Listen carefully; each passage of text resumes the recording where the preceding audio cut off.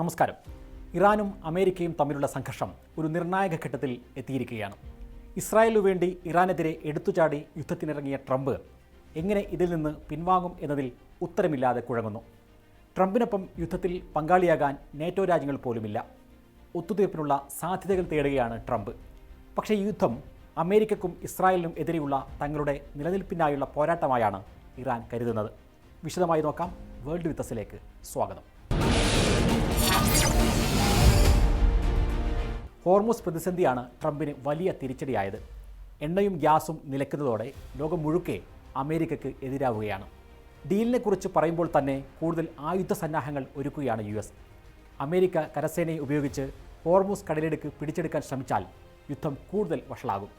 ഒന്നുകിൽ സൈനികമായ ഒരു വലിയ മാറ്റം ഉണ്ടാകുന്നതുവരെ, അല്ലെങ്കിൽ ഒരു ഏകപക്ഷീയമായ വെടിനിർത്തൽ പ്രഖ്യാപിക്കുന്നതുവരെ ഈ യുദ്ധം തുടരുക തന്നെ ചെയ്യും. അമേരിക്കയുടെയും ഇസ്രായേലിൻ്റെയും കടുത്ത ആക്രമണങ്ങൾക്കിടയിലും ഇറാൻ തങ്ങളുടെ സൈനിക നീക്കങ്ങൾ ശക്തമായി തുടരുകയാണ്. മുതിർന്ന സൈനിക ഉദ്യോഗസ്ഥർ കൊല്ലപ്പെട്ടിട്ടും ഇസ്രായേലിൻ്റെ പ്രതിരോധ സംവിധാനങ്ങളെ മറികടന്ന് മിസൈൽ ആക്രമണങ്ങൾ നടത്താൻ ഇറാന് സാധിക്കുന്നു. ലോകത്തെ എണ്ണവാതക വിതരണത്തിൻ്റെ 1/5 കടന്നുപോകുന്ന ഹോർമുസ് കടലിടുക്ക് ഇപ്പോഴും ഇറാൻ നിയന്ത്രിക്കുന്നു. ഇത് ആഗോളതലത്തിൽ വലിയ പ്രത്യാഘാതങ്ങളാണ് ഉണ്ടാക്കുന്നത്. ആഭ്യന്തര തലത്തിലും അന്താരാഷ്ട്ര തലത്തിലും ട്രംപ് ഈ യുദ്ധത്തിൽ ഒറ്റപ്പെട്ടാണ് നിൽക്കുന്നത്. രണ്ടാം ലോക യുദ്ധത്തിന് ശേഷം അമേരിക്ക നടത്തിയ മിക്ക യുദ്ധങ്ങളിലും ശക്തമായ പിന്തുണയുമായി ബ്രിട്ടൻ കൂടെ ഉണ്ടായിരുന്നു. എന്നാൽ ബ്രിട്ടൻ മാത്രമല്ല, നേറ്റോ രാജ്യങ്ങളൊന്നും തന്നെ ഇപ്പോൾ ട്രംപിൻ്റെ കൂടെയില്ല. യുദ്ധം ഇങ്ങനെ പോയാൽ ട്രംപിന് ഇടക്കാല തെരഞ്ഞെടുപ്പിൽ തിരിച്ചടിയേൽക്കാനാണ് സാധ്യത. അമേരിക്കയിൽ ഇസ്രായേലിനോട് തന്നെ പിന്തുണ കുറഞ്ഞു വരുന്നു എന്നാണ് റിപ്പോർട്ടുകൾ. റിപ്പബ്ലിക്കൻ പാർട്ടിയിലും എതിർപ്പുകൾ കൂടി വരികയാണ്.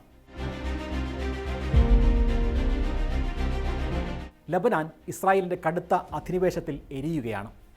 ലബനാനിലെ പ്രധാന റോഡുകളും പാലങ്ങളും ഇസ്രായേൽ തകർത്തിരിക്കുന്നു. ഇസ്രായേൽ സൈന്യം ലബനാൻ അതിർത്തിക്കുള്ളിലേക്ക് കിലോമീറ്ററുകളോളം കടന്നു കയറിയിരിക്കുന്നു. 120 കിലോമീറ്റർ ദൈർഘ്യമുള്ള അതിർത്തിയിലെ ചുരുക്കം ചില ഗ്രാമങ്ങളൊഴികെ മിക്കയിടങ്ങളിലും ഇസ്രായേലിൻ്റെ സൈനിക സാന്നിധ്യമുണ്ട്. 12 ലക്ഷം പേർക്ക് വീടില്ലാതായിരിക്കുന്നു. ഇറാൻ യുദ്ധത്തിനിടയിൽ ഗസയെ ലോകം മറന്നിരിക്കുകയാണ്. അവിടെ ഇസ്രായേൽ വംശഹത്യ തുടരുന്നു.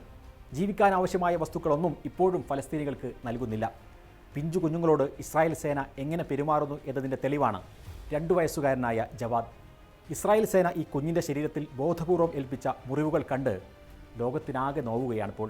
വേൾഡ് വിത്തസ് പൂർണ്ണരൂപം കാണാം ഞായറാഴ്ച രാത്രി 9:30-നും ചൊവ്വാഴ്ച ഉച്ചയ്ക്ക് ശേഷം 3:30-നും മീഡിയ 1 TV.